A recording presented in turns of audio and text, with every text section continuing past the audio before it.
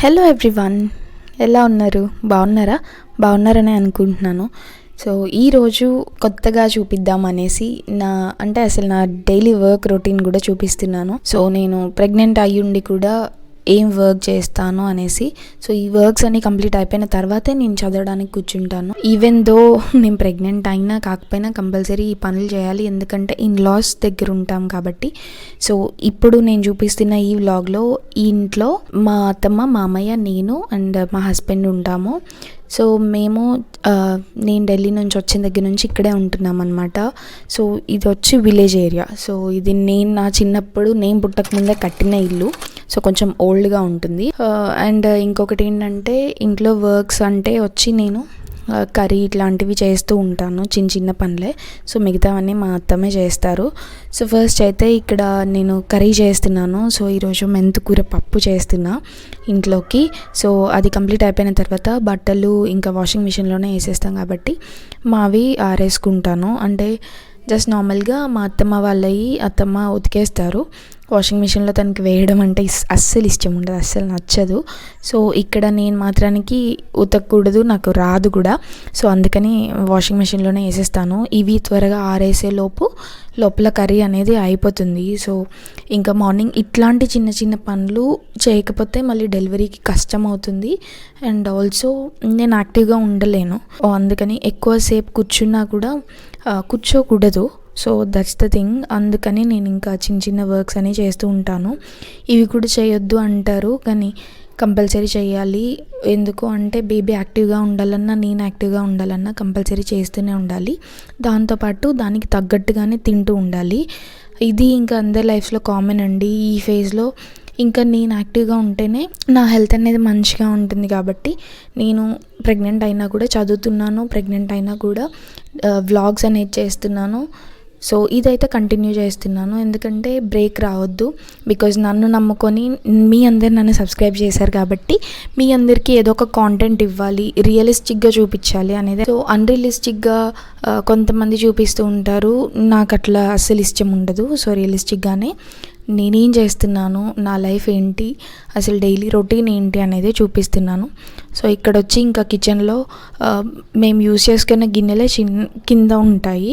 So ఇంకా ఇవన్నీ clean చేసేసుకొని మొత్తం ఇంకా పనంతా అయిపోయిన తర్వాత ఇంకా రూమ్ కూడా ఊడ్చేసాను. ఇంక ఇలా నా వర్క్ అనేది కంప్లీట్ అయిపోయాక ఫ్రెష్ అప్ అవుతాను. చాలామంది ఎన్సీఆర్టీస్ గురించి అడుగుతున్నారు. మనకు తెలుసు ఎన్సీఆర్టీ బుక్స్ అనేవి టెక్స్ట్ బుక్స్ టైప్స్ ఉంటాయని తెలుసు.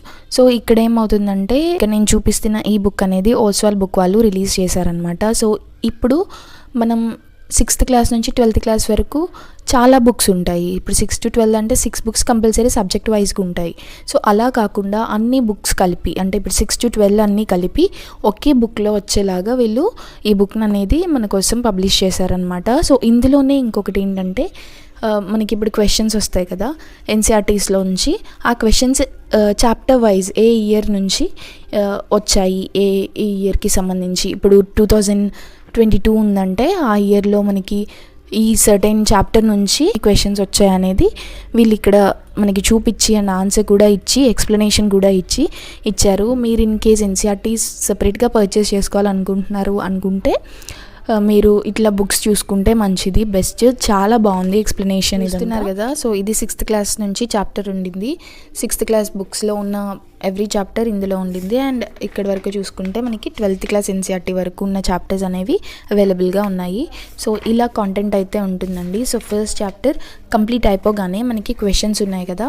సో క్వశ్చన్స్ ఇస్తారు. ఈ క్వశ్చన్స్ కూడా మోడరేట్ లెవెల్, అడ్వాన్స్డ్ లెవెల్గా, మీడియం లెవెల్గా ఉంటాయన్నమాట. అంటే మనకి ఎట్లాంటి క్వశ్చన్స్ ఈ ఎన్సీఆర్టీ నుంచి వచ్చే ఛాన్సెస్ ఉన్నాయి, ఈ చాప్టర్ నుంచి వచ్చే ఛాన్సెస్ ఉన్నాయని ఇస్తారు. అండ్ ఆల్సో ఆల్రెడీ వచ్చిన క్వశ్చన్స్ని కూడా ఇస్తారు. సో ఆన్సర్స్ మీరు ఇక్కడ ఎక్స్ప్లెనేషన్ చూసుకోవచ్చు. మనం ఇప్పుడు చాలామందికి ఎన్సీఆర్టీస్ ఫస్ట్ టైం చదువుతున్నట్టయితే ఆన్సర్స్ తెలియదు కాబట్టి ఆన్సర్స్ ఇక్కడ చూసుకొని మీరు ఆ ఎక్స్ప్లెనేషన్ అనేది చేసుకోవచ్చు. So MCQs and also PYQs ఈ బుక్లో అవైలబుల్గా ఉన్నాయి. సో ఇదే బుక్ కాదు, ఇట్లనే మనకి అన్ని subjects, polity, economy, history, geography, so ఇట్లా మనకి అన్ని సబ్జెక్ట్స్కి సంబంధించిన ఎన్సీఆర్టీ బుక్స్ అన్నీ ఇట్లా ఆల్ ఇన్ వన్ లాగా చేసి ఇస్తున్నారనమాట. సో చాలా బాగుండింది ఈ బుక్స్ అయితే. మీకు ఇష్టమైతే పర్చేస్ చేయండి. నేను లింక్స్ అనేవి డిస్క్రిప్షన్లో కంపల్సరీ ఇస్తాను, అక్కడ నుంచి నుంచి పర్చేస్ చేసుకోవచ్చు. అండ్ ఈ బుక్స్ వచ్చి మనకి ఓన్లీ యూపీఎస్సీకి మాత్రమే కాదు, స్టేట్ ఎగ్జామ్స్కి కూడా. ఇప్పుడు మనకి గ్రూప్స్ ఎగ్జామ్స్ వస్తాయి కదా, గ్రూప్స్ ఎగ్జామ్స్కి వేరే ఏ ఎగ్జామ్స్కి అయితే ఎన్సీఆర్టీస్ అవసరం అవుతాయో ఆ ప్రతి ఎగ్జామ్కి సంబంధించి యూస్ అవుతాయి. సో చెక్అవుట్ చేయండి మర్చిపోకుండా. లింక్స్ అయితే డిస్క్రిప్షన్లో ఇస్తాను అండ్ ఆల్సో టెలిగ్రామ్లో కూడా ఇస్తాను, మర్చిపోకుండా చెక్అవుట్ చేయండి. ఇంకా ఫ్రెష్ అప్ అయ్యి వచ్చేసి చదవడానికి అయితే కూర్చున్నాను. సో చదవడానికి ముందు నా డైలీ రొటీన్ ఏంటి అంటే ప్లాన్ చేసుకోవడము డేని. సో అలా ప్లాన్ చేసుకోవడం వల్ల దాని అకార్డింగే వెళ్తూ ఉంటాను. ప్లాన్ చేసుకోకుండా నేను డే అనేది స్టార్ట్ చేస్తే మాత్రానికి అస్సలు చదవడానికి అవ్వదు, ఏదో ఒకటి మిస్ చేస్తూ ఉంటాను. సో మ్యాక్సిమం ఏదో ఒక్కటి మిస్ అయినా కానీ మిగతావన్నీ కంప్లీట్ చేస్తాను. ఎందుకు అంటే ఆ ప్లానింగ్ అకార్డింగ్ వెళ్తూ ఉంటుంది కాబట్టి ఇప్పుడు ఏ సబ్జెక్ట్కి ఎన్ని అవర్స్ ఇవ్వాలి అట్లని వేసుకుంటా.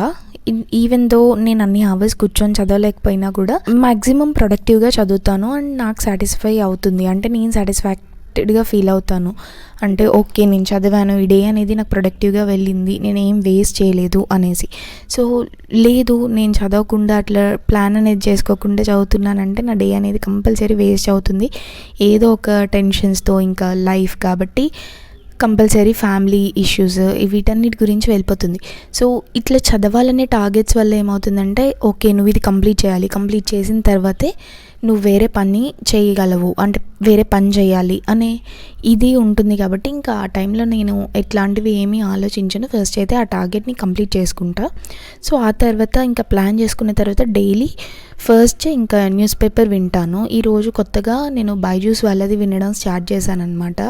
బైజూస్ది కూడా బాగుంది అని మీరే చాలామంది కామెంట్స్ చేశారు. సో ఎలా ఉంటుంది చూద్దాము అనేసి వినడం స్టార్ట్ చేశాను. సో బైజూస్ది కూడా బాగుంది. యాక్చువల్లీ సిచ్యువేషన్ని ఎక్స్ప్లెయిన్ చేస్తూ సిచ్యువేషన్లో మనం ఉండేలా, అంటే మన ఒపీనియన్ మ్యాటర్ అయ్యేలాగా క్వశ్చన్ చేస్తూ ఎక్స్ప్లెయిన్ చేస్తున్నారు సార్.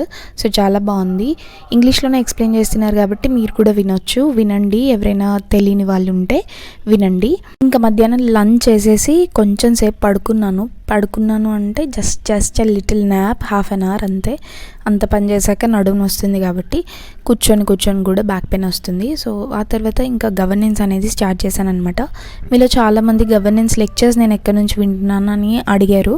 సో నేను గవర్నెన్స్కి సంబంధించిన లెక్చర్స్ వచ్చి నేను ఆల్రెడీ కోచింగ్ తీసుకున్నానని చెప్పాను కదా ఇన్స్టిట్యూట్లో. సో ఆ ఇన్స్టిట్యూట్ వాళ్ళు రికార్డెడ్ లెక్చర్స్ ఇస్తారు మాకు. సో అందులో నుంచి వింటున్నాను. అందులో నుంచి నేను కంప్లీట్ చేసుకుంటున్నాను. సో ఇంకా మనకి May 26th ఎగ్జామ్ ఉండింది కదా 2024ది. సో మీరందరూ మంచిగా ప్రిపేర్ అవుతున్నారు అని అనుకుంటున్నాను. యాక్చువల్లీ ఇది ఎప్పటి నుంచి అప్లికేషన్ స్టార్ట్ అంటే ఫిబ్రవరి నుంచి స్టార్ట్ అవుతాయి. సో ఫిబ్రవరి నుంచి చూసుకుంటూ ఉండండి. ఫిబ్రవరి నుంచి మార్చ్ వరకు డేట్ అనేది ఉంటుంది. సో ఆ మెయిన్ టైంలో మీరు ఇంకా అప్లికేషన్స్ అనేవి పెట్టుకోవచ్చు, అప్లై చేసుకోవచ్చు ఎవరైతే అటెంప్ట్ ఇవ్వాలనుకుంటున్నారో.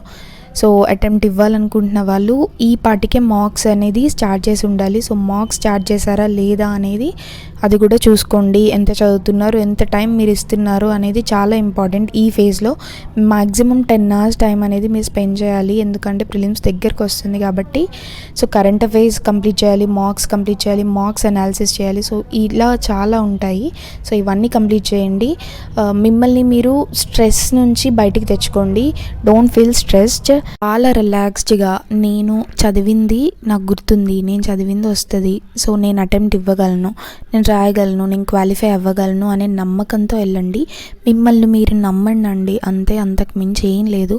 నమ్మితే ఏదైనా సాధ్యమవుతుంది. సో నమ్మి వెళ్ళండి. ఎగ్జామ్ హాల్కి వెళ్ళేటప్పుడు మంచిగా చదువుకోండి. మార్క్స్ అయినా, పీవైక్యూస్ అయినా, ఎంసీక్యూస్ అయినా ఇవేమీ మిస్ అవ్వద్దు.